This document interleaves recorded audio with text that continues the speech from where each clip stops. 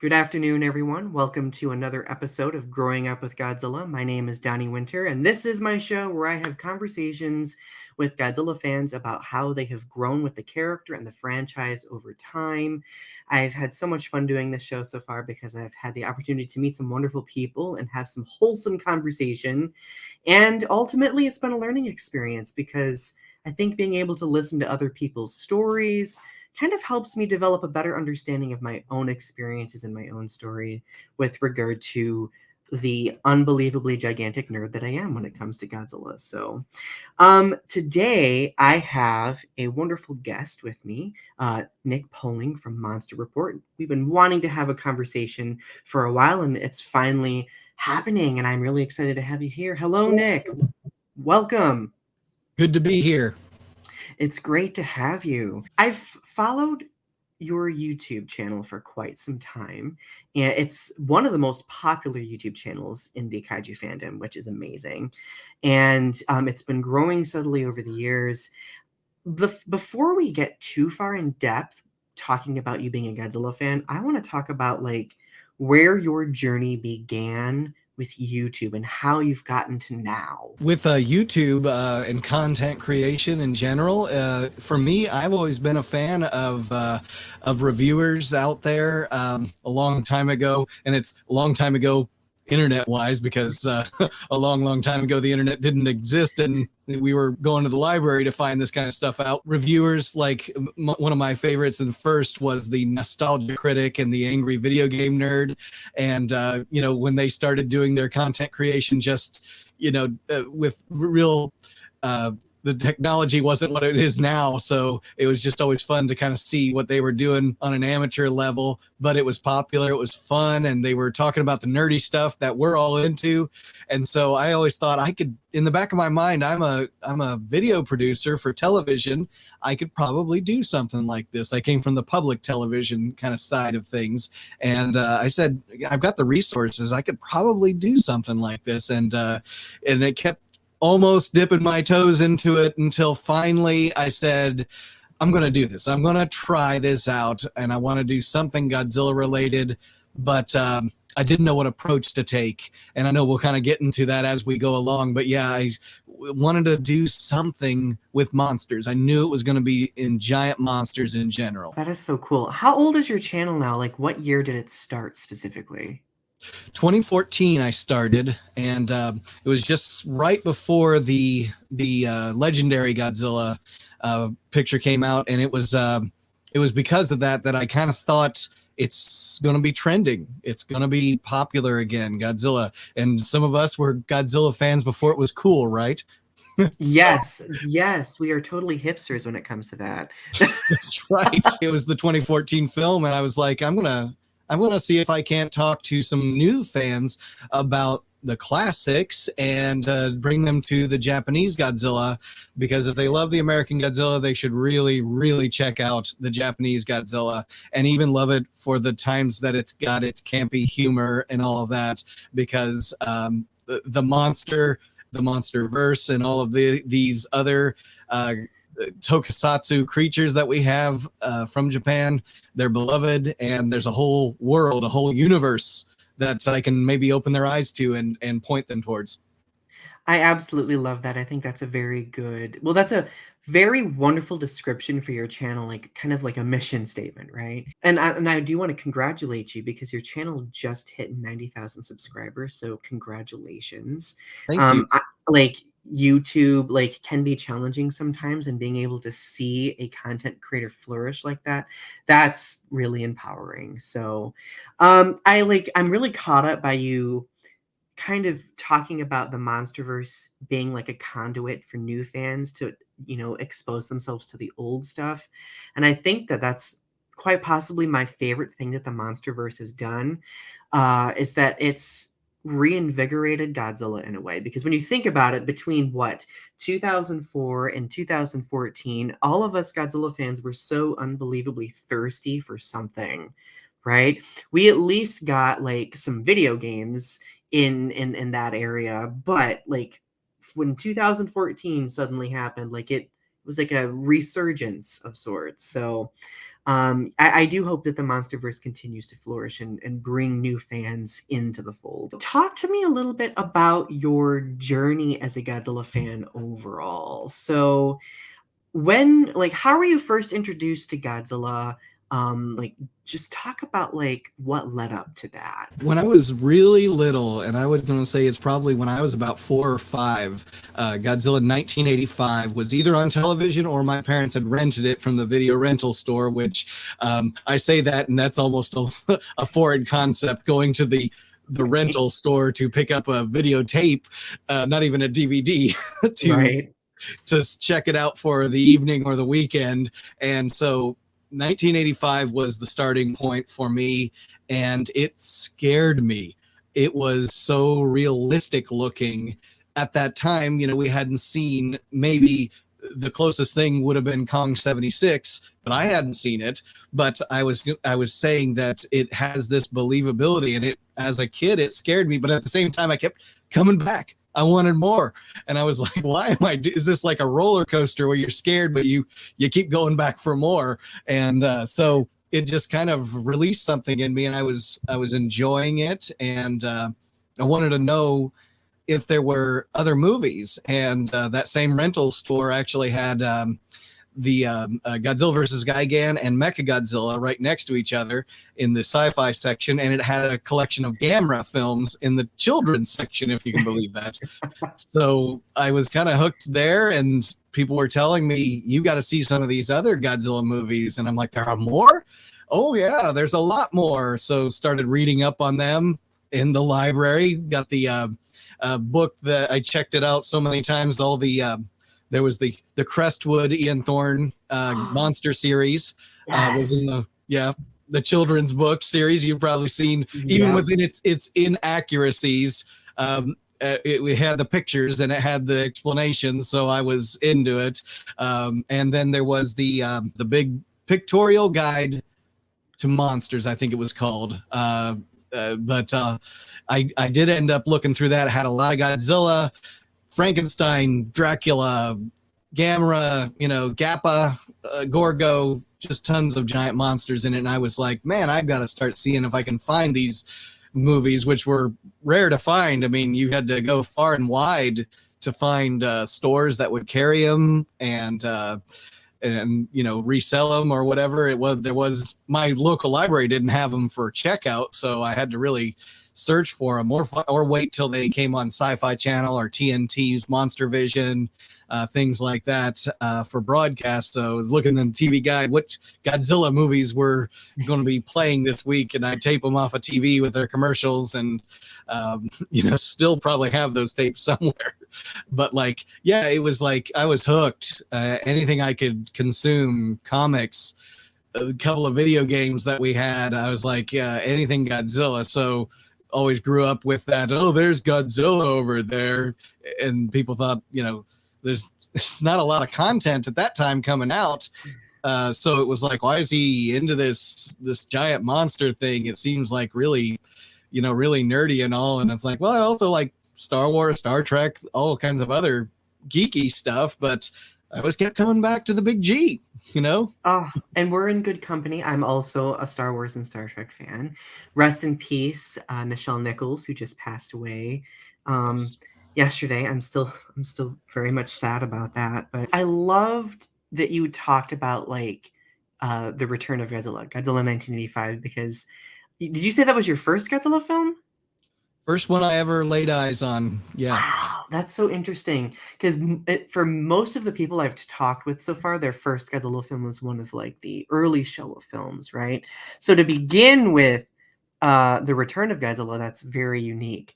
I didn't get exposed to the Heisei era until I was well on my way through watching the Showa films. So it was kind of like a huge shock to me, because obviously the 80s as an era in film is very much known for its practical effects, especially in sci-fi films. Like I'm thinking of like John Carpenter's The Thing, Star Trek The Wrath of Khan, like very standout films. So when I watched like the dark grittiness of The Return of Godzilla, like I was kind of terrified as well. Not gonna lie, especially like the first scenes where we see the main character getting attacked by that giant sea. What is it called? What is it called? What is it called? Sea Isn't there? louse, I think they call it. Yes, the louse, Yeah. like freaky stuff. And to this day, like I watch that scene and I'm just like, ooh, like there's like squelchy, no, like no, I don't know. And I'm sure I'll annoy all of my followers with this because I literally talked about this so much, but Godzilla versus Biollante was actually my first Godzilla film in the Heisei era that I saw. So I was like literally terrified of Biollante because it was just so. I mean, you go from like a beautiful flower to terrifying crocodilian creature in the span of an entire film. That was a lot for my 10-year-old brain to absorb, let's just say. It's a great starting point, though. It's a Right. great film. Right, yeah.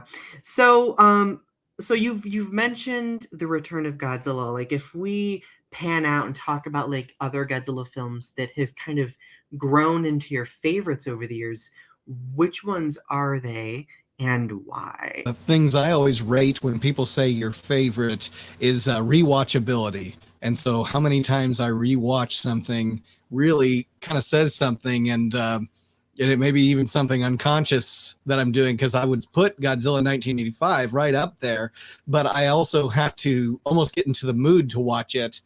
Whereas some of the others are entertaining in ways that I could just put on anytime. I don't have to be maybe in a mindset.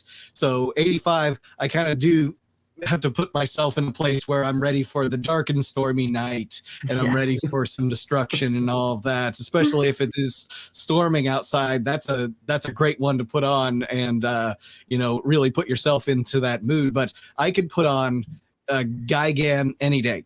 I could put on Yeah. Megalon any day. Those are ones that I always find myself rewatching over and over and over again. And because it's got comedy, it's got the fighting scenes, it's got the destruction, it's got everything that, my nerdy brain wants. And I just, I love it for those reasons. And, I also love watching those films with my kids too. So we get a kick out of it every time Godzilla does that, horizontal kick that he's doing across the screen. They just lose it. I think they love Jet Jaguar too. You can't just get enough of him, and they always are like, Ultraman, no, Jet Jaguar. That's right, Jet Jaguar. That is amazing. It makes me so happy that Jet Jaguar has kind of become like a huge favorite in the Godzilla fandom because I feel like earlier on he like a lot of people just kind of reduced Jet Jaguar to being like this Ultraman Zone Fighter knockoff, right? But really, like I feel like that character has become very wholesome over the years to the extent where we've even seen the character being revived in Godzilla Singular Point, for example. Have you had a chance to watch Godzilla Singular Point yet? I have had the chance to watch through it once. I know I need to see it again to really Me digest too. it, and Me maybe too. 3 or 4 times to digest it because it was like, wow. Right, I right. I know there's more that I'm not getting. It had some great action and all that, and I love the Jet Jaguar stuff. I'm just like, oh, that's pretty awesome. It's another way of bringing him back. But it's definitely one that it's going to take some repeat watching. Whereas some of the others, you can probably get it the first time. The stories are pretty simple. I guess I wasn't ready for it, but yeah, it's great to see Jet Jaguar and some of the other creatures come back in Singular Point. Right. Yeah, like I actually had a very similar reaction to Singular Point. It's kind of funny because my partner is not a Godzilla fan like me, but my mission in life is to always convert, right? So I was like, "Hey, you like anime? Watch this anime Godzilla with me." And I don't think that was a good first like conduit for him to get into the anime Godzilla stuff. But as like a Trekkie, like Godzilla Singular Point really appealed to me because there's a lot of like technobabble and technical conversation about the science behind, like time travel and reality and stuff like that. But I do need to rewatch it because it was at first really difficult to process, and not impossible to process, but difficult to process.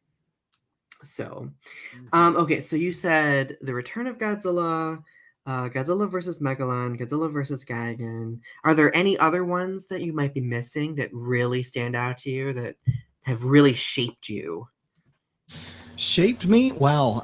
I would say when it really comes down to it, I do just love the original 54 for whatever reason that I do find myself seeing something new each and every time. And if I had to say that if I had to make my own Godzilla film, or if I was the executive producer, I'm saying, produce me a Godzilla film. I want it to be like this. I would say that I really love the serious tone of the original, the Japanese original. Still love the Raymond Burr, Steve Martin, King of the Monsters. For what it was, because I saw that one obviously first before seeing the Japanese when it came out on DVD for us to see here in the US. But that one I do keep going back to as something that is really all encompassing.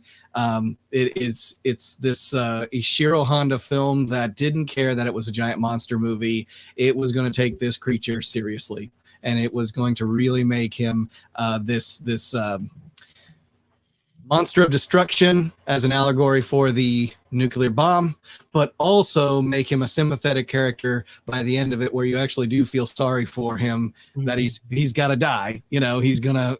Spoiler alert, but he's got to. We can't coexist with him. He's going to destroy us. Even the whole idea of this other weapon that could be worse than Godzilla, that is, just think about wrapping your mind around this scientist who has this weapon that could be worse than Godzilla, and he's like, I can't release it to the world. I've got to keep this secret. And when the secret finally gets out, it's like, well, I'm taking it to my grave. It's going to be used this one time. And I'm just like, wow, what a powerful character study, even beyond the giant monster movie that it is. And that's why I always keep telling people, check out the 54 and really get into the characters, because the characters really make that, along with the character of Godzilla. Right, I agree with that 100%. That's actually probably one of my favorite things about the Godzilla franchise, because I think there's kind of like this stereotype that Godzilla is like just a laughing stock. I think for a lot of people who is outside of the Godzilla fandom, of course. And like I love being able to watch them be surprised over being like, wow, this is actually very like deep and three-dimensional. Like it's like the entire franchise is a careful study of the human condition, especially when it comes to how we interact and manipulate the world around us, right? Because especially like that first film, we see that it's largely about mankind essentially playing God, or inadvertently playing God, right? And how that kind of sets into motion like this chain of events that just results in more destruction. Like a lot of the franchise seems developed around like mankind finding that humility, right, in their flaws and in the power they think that they have. That's another reason why I really love The Return of Godzilla as well, because I feel like after we got through Godzilla being heroic throughout the 60s and 70s, that film kind of reinvigorated Godzilla as being like this symbol, like this natural disaster of sorts, right? We could feel the gravity. Of course, it was updated because it was like during the Cold War, right? So we get like that gritty Cold War grunge like looming overhead, that specter of nuclear fear, right? I would say like for me, because you were talking about like films that you can just like turn on and watch easily. I don't think you said that 1985 was that film necessarily. No, you got to get into that mood for me before I get into it. It's not a throw it on there real quick and let's just enjoy it kind of thing. Those are the 70s ones for me. Small Monster, even with my kids, All Monsters Attack, I could throw that on and they'll enjoy it. They love it. I've got a special place in my heart for it too, because I watched it as a kid and loved it when all the other kids thought I was weird because oh my gosh, right, Nick, even to this day, I really I love the Return of Godzilla so much, but when we get toward the end, I mean, the film does a wonderful job to make the audience think that Godzilla is going to die. And the tragedy is the fact that Godzilla was just acting out of instinct, right? Right. And every time we get to that scene on Mount Mahara, I get so emotional. I'm just like, "Ugh." When I watched it for the first time as a kid, I sobbed. I went out to my parents traumatized, and I was just like, Godzilla died. Ugh. And they were like, don't worry. Actually, they were probably like, calm down. This is just, a fictional universe. If I had a quarter for every time I've had people tell me that, I'd have enough to pay for the therapy that I'm currently in, but that's besides the point. He's a beloved character. We Right. we connect with him, and everything that the stories do to draw you in. You do get connected with the characters, and even the prime minister who's looking at this scene happening, and it's like he's holding back the tears, and you're right there with him. Obviously, there are specific Godzilla movies that fit moods. So if I'm feeling in an existentially dreadful mood, or if I'm feeling sad, I will gravitate to that one, Godzilla versus Destroya. The first film in the Mothra trilogy, because Mothra's death destroys me every single time. I guess in the 80s and 90s, they just really wanted to traumatize children. I don't know, with these deaths. So you did talk a little bit about the human element, which in my opinion is an element of the Godzilla franchise that's often under-discussed. Because let's be honest, we all love to watch a good brawl and, the kaiju characters. So which human characters stand out to you throughout the entire franchise, and why? I wish there were more recurring characters. I do love that the Heisei series had recurring characters like Mickey, Sakusa, recurring. I wish that maybe there was, with her character, more of a connecting, because they kept giving her different roles throughout. And then when she finally, I felt like in Destroya, really had a character that I could find interesting, and probably because she was so confident in that. But I guess it's the growing process. So I do appreciate the Heisei recurring characters for what they are. But if I had to go back to a character that I always had this kind of connection with, is Dr. Yamane from the original Godzilla. There was just something about his whole dichotomy. He knew that Godzilla has to be destroyed, but at the same time, he's like, I don't want him to be destroyed. I want him to be studied. He's not, he like you said, he's not doing this out of some sort of payback. He's acting out of instinct, like an animal would, protecting his territory, whatever he might be doing.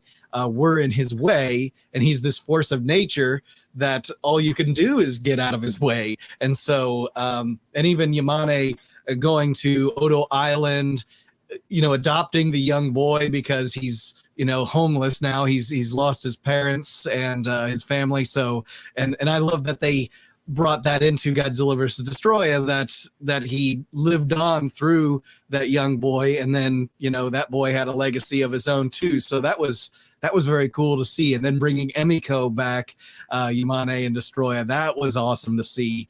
And being played by the same actress. But yeah, the actor who plays Yamane just brings such gravitas to all the characters he plays. Even if he's not playing Yamane, he's the newspaper editor in Mothra, or Godzilla versus Mothra, or Mothra versus Godzilla.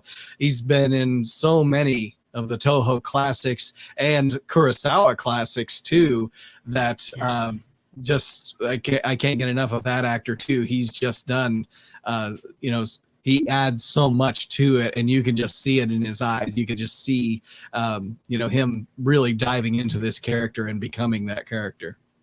Yeah, I love that you described the actor as like bringing like this gravitas to like the character. Like I do feel like there are so many actors that really do bring that in different characters for the franchise. Like basically any character that Akira Takarada played, for example, I think also brought that. I think even Mickey in Godzilla versus Destroyer really delivers, like, well, Megumi Odaka delivered a lot of gravitas in that character in that film. But like, I could talk about the Heisei era for forever because I love the Heisei era so much. But I do want to circle back and talk about like the continuity of the Heisei era because you mentioned that Miki Sakusa is the character that creates that continuity throughout the films. And I agree completely that I think like the last three films of the Heisei era really build on her character. My biggest gripe to this day is the fact that Godzilla versus King Ghidorah and Godzilla versus Mothra kind of just like sideline Miki Sakusa a little bit. She's Yes. just being like, "Oh, Godzilla's here," or she's like sensing where the cosmos are, you know. And I'm just like, you could have done so much more with Miki Sakusa in those films. I didn't care about the divorced parents. Like, I wanted to know what Mickey was up to, right? That's just Right. me, though. Yeah. Yeah. No, especially even in King Ghidra, I thought that she was like there was this meeting that was going on, and then she's explaining, kind of what's going on with Godzilla, and she's tracking him and all, and she's not even in the same room. She's in a video conference in a different room. So what is her role in that? So I always felt like they were trying to shoehorn her into certain roles, and even in Mechagodzilla 2, she's flying it, but I was like, well, why would she be doing that? I thought she was more of like the intelligence kind of person and the psychic and the connection with Godzilla. Why is she a Power Ranger, in control of this giant Uh, Zord? I was like, she shouldn't be in the Mecha Godzilla. I understand she's a main character, but she should not be in the suit and the helmet and all that. So I felt like that was, in my opinion, a mistake. But then later she did get the more military sort of training, and she was, the psychic powers were being growing out of her, and she was growing as a character, and so she's now more on the front lines, and I thought that's where she really reached her stride. But yeah, when they did those kinds of things, and then she's just along for the ride in the time travel and things like that. So yeah, there was maybe some lost potential with her, but it was always refreshing to see recurring characters, because we get that in Star Wars, we get that in Star Trek, but we yeah, didn't get a lot of that in Godzilla. And so right. just minor places here and there where you might get a recurring character, but not enough. We didn't get it in Gamera either. So we got recurring Toho and Daiei studio actors, which we did kind of connect in that sort of way. We always say Akira Takarada. Oh, that's Akira Takarada playing that character. That's Takashi Shimura playing that character. One of my favorites, Yoshio Tsuchiya. What is he going to do crazy this time? Because he's always playing someone who's just a little off. He's just a little bit on edge of losing his cool, or he's an alien leader. I love all the characters Tsuchiya plays, because it's just, or seeing Kenji Sahara and all the different roles that he is, whether it's a main character or he's the chopper pilot. Yeah. I love seeing the Toho studio actors recur in these films. Even if we didn't get recurring characters, we got recurring actors we could identify with too. Yeah, exactly. I completely agree with that 100%. In my conversations that I've had with people throughout the show so far, I've learned a lot about how Godzilla has really helped each individual kind of become the person that they are now to in some way, shape, or form, right? So for you, like if you look at Godzilla as a character, how has that character shaped you into the person you've become? Honestly, the films themselves, since I was very academic, my relationship with Godzilla in these films was very academic growing up. I always kind of have developed a appreciation for the filmmaking process, the creative process. Talking with my friends about Eiji Tsuburaya, and they're like, who? And it was just like, oh, come on, Tsuburaya. And it was like, they would look at the name, couldn't even pronounce it because it began with, consonant that wasn't S, and it was like, so I guess my development was in the filmmaking process and video. That's why I got into video editing and audio production and, doing visual effects and things like that, and never went to Hollywood or anything. I didn't really care to do that, but on my own, in my own little channel here, and then doing television production, I always had that appreciation for the creative process and how all of these elements here, there, and everywhere between what you see and what you hear, all comes together in this great creative work.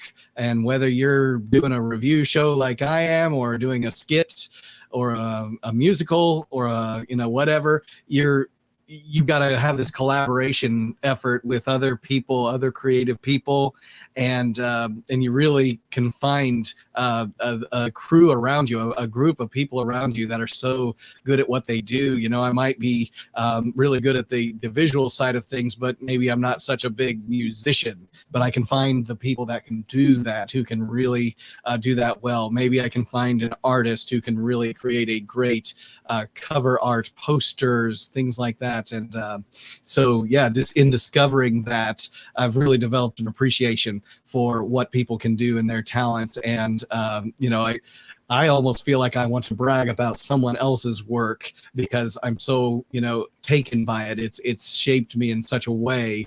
And even in my relationships with other people, is that I can build them up somehow. And it's like, maybe your talent is in this area. You should develop that. You've got a creative eye for this. That's when I was a teacher, you're a teacher yourself. And so you see the inspiration that you can have on someone else's life growing up. And it's like, you've got potential, you've got talent.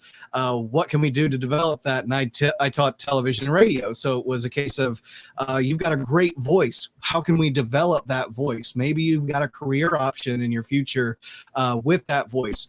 You don't necessarily need to be on television. Maybe you can be behind the scenes doing something else. So I always felt like, that creative process, learning and understanding the filmmaking process, the collaborative efforts, budgets, even finances that go into this. I mean, it's everything that goes into a creative work. And I'm like, there's so much inspiration someone can get to that. I know that's a long-winded discussion, but I've always found a lot of inspiration from learning the behind the scenes of what it takes to be a pioneer in this industry. And there's such appreciation for the pioneers that we did get exposed to from these Japanese films, because they were doing some things that were really unique compared to Hollywood, on their shoestring budgets, whereas Hollywood had the big bucks. They were doing things on smaller budgets, but in my opinion, they were doing some things that were really, they put the effort in, and it shows.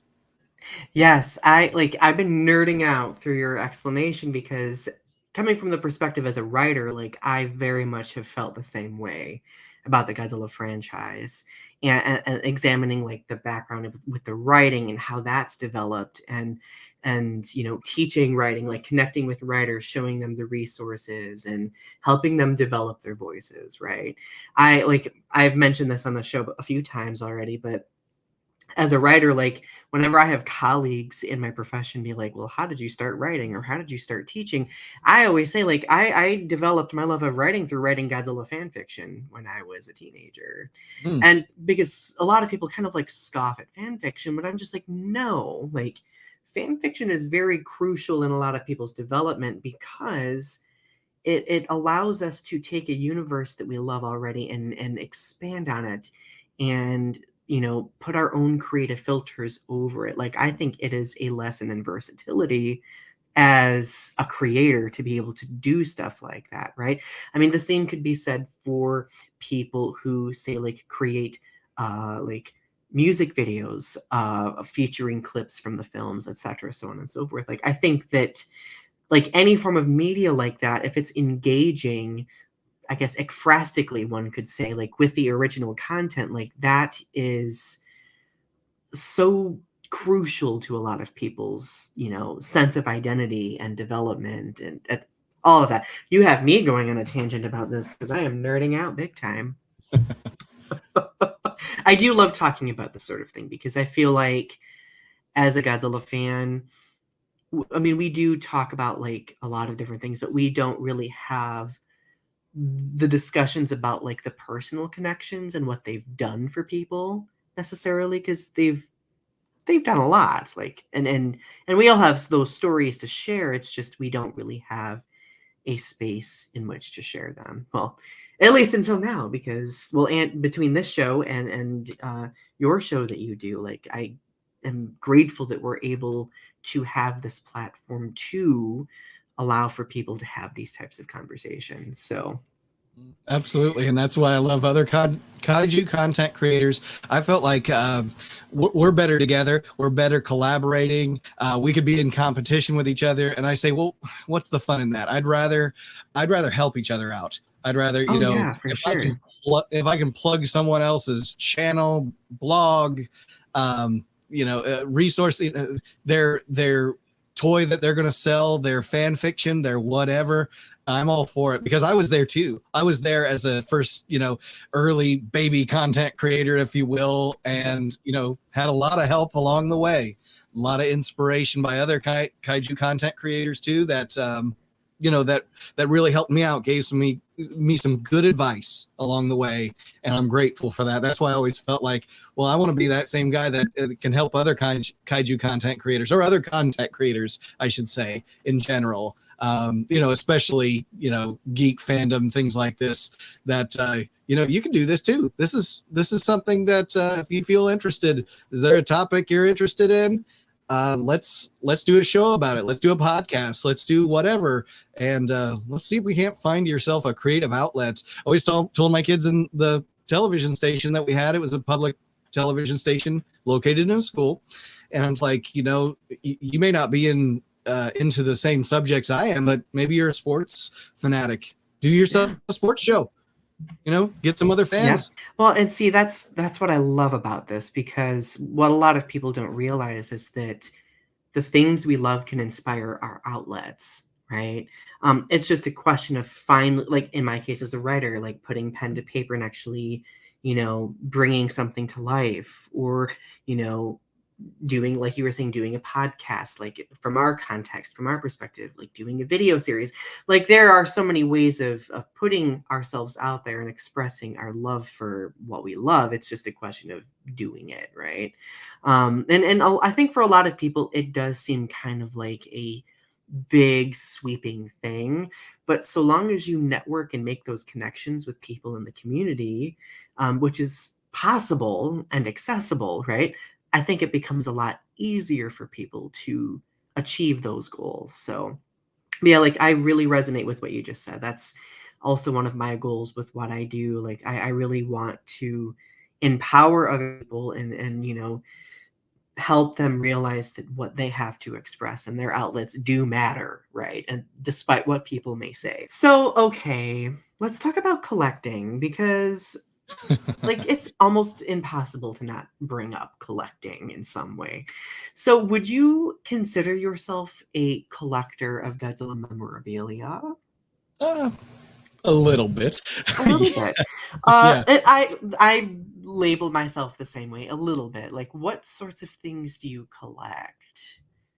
Well, and it's funny because a long time ago, I would have considered toy collecting. A lot of real hardcore collectors will not say toy. It's a figure. It's a statue. It's a whatever. As like some of us got to admit it. I'm a toy collector. I collect toys. I review toys. So.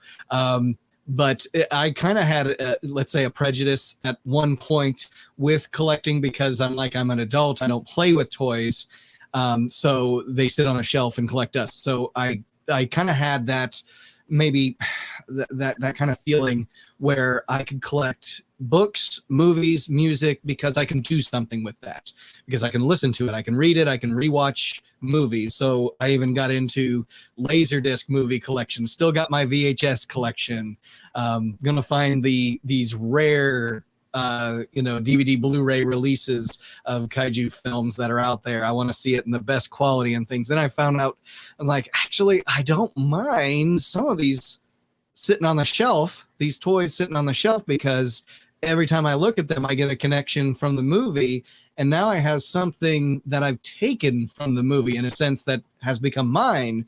And so I kind of thought, and I saw these X Plus collectors that were out there, and I was like, oh man, those figures are beautiful, but oh my goodness, the price.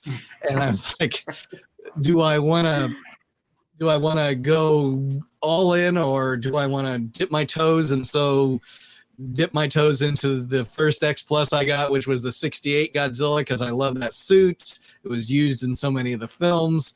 And so figured I'd start with that, and then it kind of exploded from there.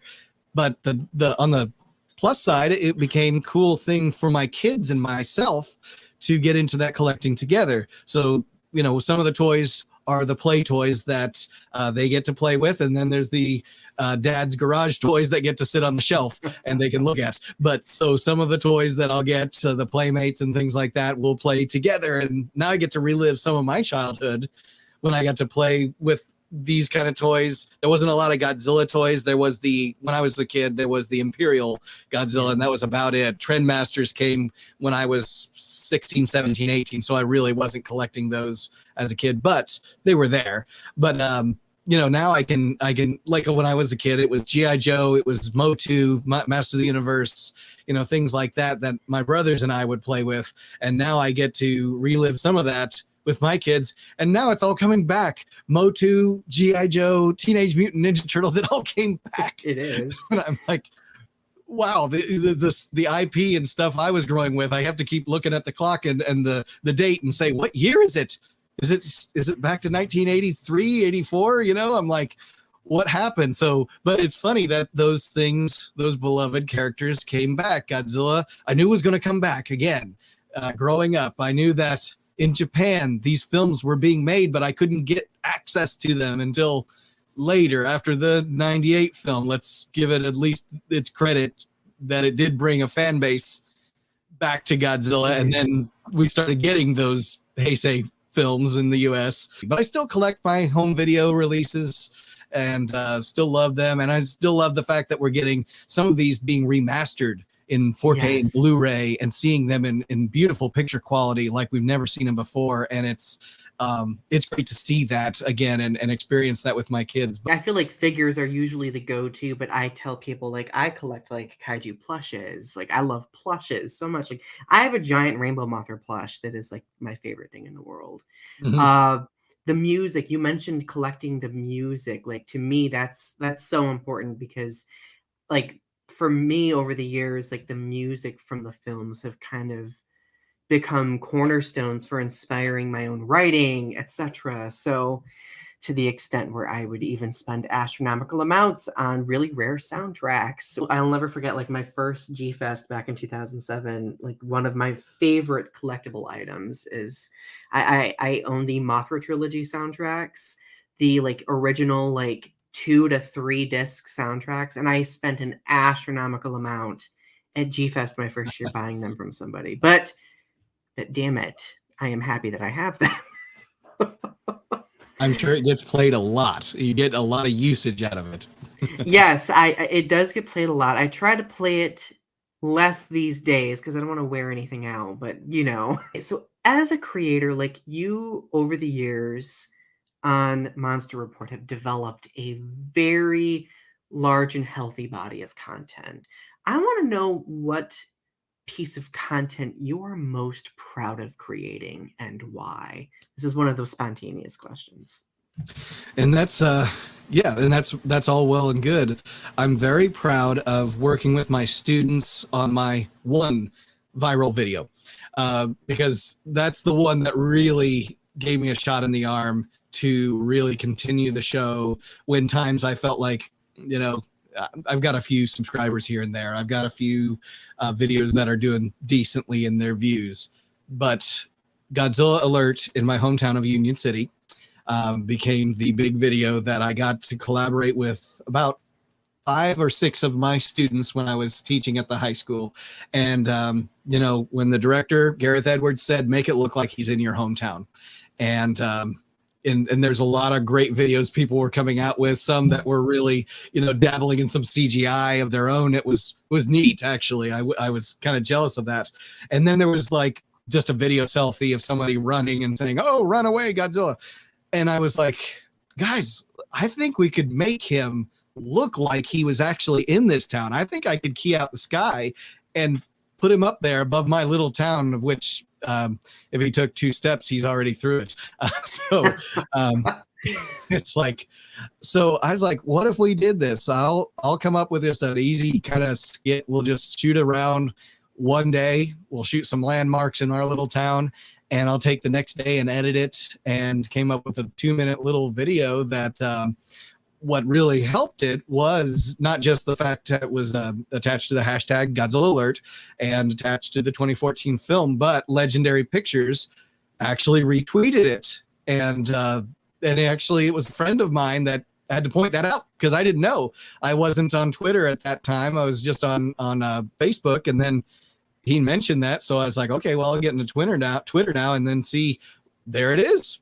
I was like, wow, okay, so that really helped the views. And even to this day, it's since 2014, it's still getting a decent following and views. So it really helped jumpstart the subscriber base, the views. None of my other videos have, I think it's in the neighborhood of 45 million views now, but none of my other videos are that far up there. There's a few thousand here, a few hundred here, a few tens of thousands here and there. And I'm happy for every like and every view I get. Even if a video goes out there and it's got 10 views, I'm happy with it, because those 10 people watched it. But the fact that that video is continuing to be seen, and the analytics still look good, even nearly 10 years later, I was just kind of happy with that. So yeah, that's always got that fond place in my heart. And there's other videos I produce that I'm like, I really hit all the marks with it, and it's got a few hundred views, and I'm happy with it. But I was like, oh, man, that was supposed to really, I was really thinking that was going to hit, but you don't know. Yeah. I get that. Yeah, I get that. Like with YouTube, like you have to have like the perfect like set of variables for it to really get set off. I remember when your video was being circulated way back in 2014, and it was so cool. Like and being that you had people who were creating Godzilla films see it and view it and honor it in some way, like that's so wholesome, in my opinion. Not to mention validating as a creator too, I can imagine. Yeah, to think that, maybe Gareth Edwards watched my little Godzilla, trailer, if you will, because all we had at that time was the few legendary trailers, because it was before the film came out. So it wasn't like we had a lot of footage to deal with, but to be able to use what we had, and that they allowed you to monetize it, and not just submit it here and then we monetize it, that they allowed you to use it to kind of use on your own channel and continue to monetize it and continue to allow it to build your own channel. That was very cool of them to do. So, and it helped their IP obviously too. So I mean, for sure.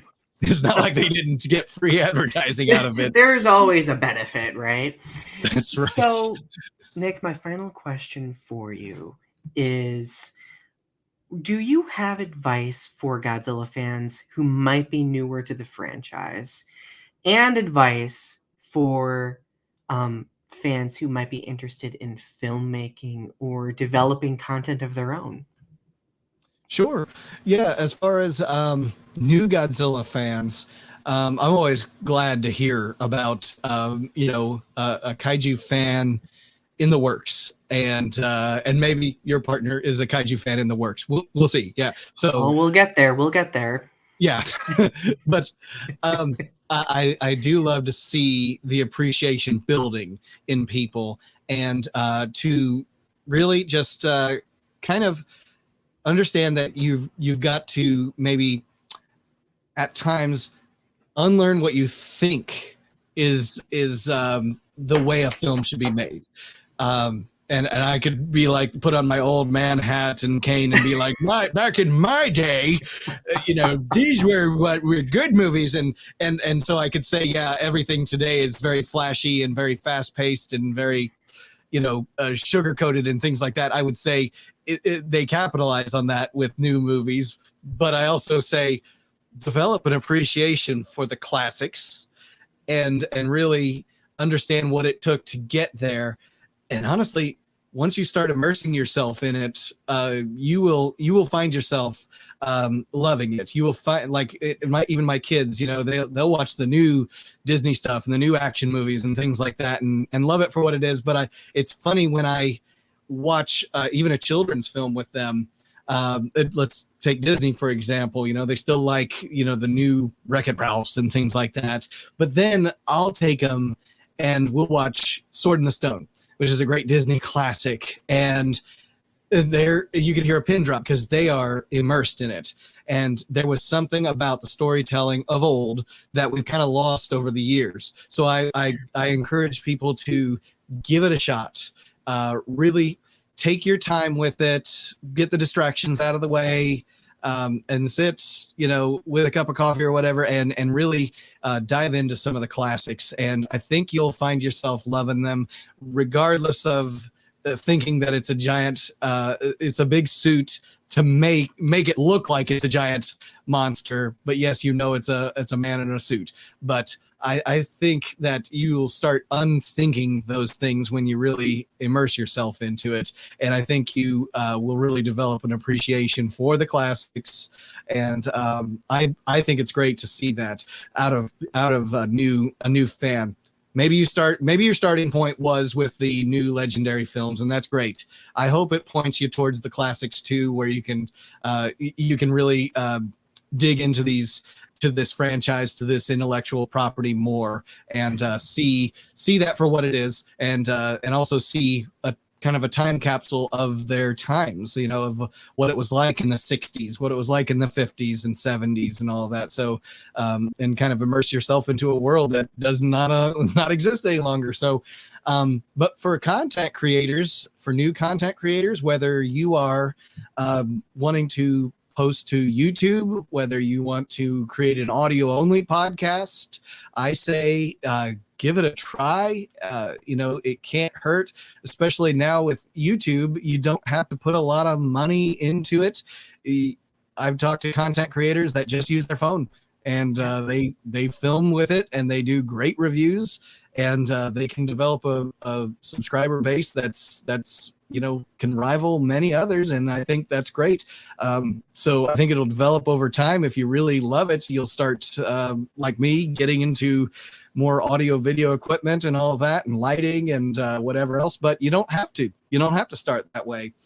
Maybe you're like, I think if you know, like Daniel DeManna, he's writing the Godzilla novelization project, and he's, that's his thing. He's not maybe publishing to YouTube or podcast, but he's guests on our shows and things. So, but he's got a site that he's developing those stories. That's great. My friend Chris Olio, who's, developing his line of toys with Seismic Toys. Alex Rushdie and Steve Roberts up in Canada, they're developing the Dawn of the Monsters video game. Amazing work that I wouldn't even know where to begin with. And so content creation doesn't have to be just what we're doing here on YouTube, just doing review shows and reactions and, things like that. I also do trailers.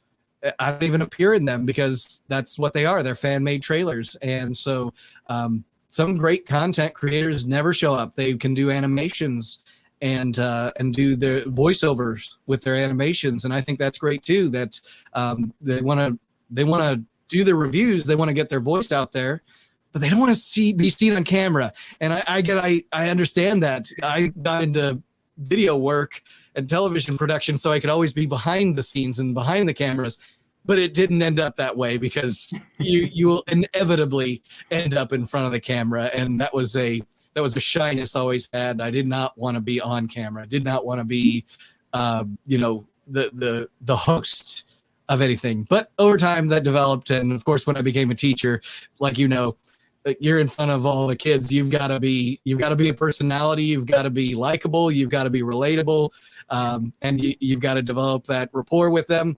And so that, and I also did youth pastoring, so that kind of developed. Did some music on stage and things. So I was kind of developing, getting out of the shell, if you will. And now, like, we are content creators, you can't shut us up, right? Because we get talking. Story of my life. I absolutely love it, though, and I think that that's phenomenal advice. And like, for the final thing that I want you to do before we go tonight, shameless plugs for where people can find your stuff. Oh, I love shameless plugs. Me And too. when I have you, and this is your open invite to be on my channel, I allow all my content creator guests plug away. So on YouTube, youtube.com/monster report with 1R. monsterreport.com, also with 1R. So the monster and report connect with the R. Monster report at Gmail. I'm on Twitter, Instagram, Facebook, and that's where you can find me. And I'm glad to talk to other content creators. I always tell every show, like, subscribe, comment, hit that notification bell, follow me on those social sites. I try to post a little bit of every day if I can. I don't always produce videos every day, but I do try to produce at least a video a week, and sometimes more than others. I don't have any kind of schedule. Do live streams, do the monster trailers. I'm kind of proud of those too. Those are my fan-made trailers of both classic and modern films. Do box days, so reviews. I usually have my kids on there because I love seeing their expressions when we open up a toy, and getting their kind of input on what makes a good toy. And then there's always the talks like this, the discussion episodes on specific topics, whether it's kaiju content creation or whether we're talking about a specific film or song or toy or whatever, and collaborative efforts like that. Those are great, and I love those because when I do the live streams, especially with topics like that, we really get a lot of great comments and questions from fans that are out there. They don't want to maybe appear on screen, but they want to ask a question to people who have who might be semi experts or academics in certain fields. They've done a lot of yeoman's work to really develop a knowledge base, and they're glad to answer questions. And I think that's great too. That there's no questions or no comments that are beneath them. They're glad to talk about these things like we are. We're glad to talk Godzilla, Ultraman, Rodan, Gamera, Mothra, all of these things. We eat it up and love it. Right. Oh my gosh. This has been such a fun conversation, Nick. And I'm really grateful that you took time out of your schedule to have this conversation with me. And keep in mind, everyone, as you feel free to go down. All the links will be in the description section of this video. Please go follow Monster Report and check out Nick's socials. And of course, don't forget to like, subscribe, all of that stuff to my things too. And last but certainly not least, don't forget that Growing Up with Godzilla premieres on the first and third Sunday of each month at 4 p.m. Eastern Standard Time. I cannot talk today. So thank you all for tuning in, and I'll talk to you soon. Bye. Thank you.